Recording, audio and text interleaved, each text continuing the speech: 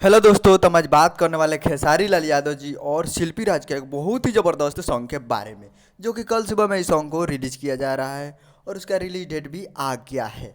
जो कि कल सुबह में 6:30 पे 25 अगस्त को सुबह 6:30 पे ये सॉन्ग को रिलीज किया जा रहा है, जो कि आपको स्क्रीन के ऊपर दिखाई दे रहा है। जिस सॉन्ग का नाम है कमरिया पे भाला चली, जो कि इसे गायक है साई लाल यादव जी और सेल्फी राज, और गीत लिखे हैं टुनटुन यादव जी और संगीत दिए हैं अरेयस शर्मा जी। तो ये कल सुबह में रिलीज किया जाएगा Ananta music world present Bhojpuri YouTube channel पे। Ananta music world Bhojpuri YouTube channel पे फुल वीडियो सॉन्ग में रिलीज किया जा रहा है।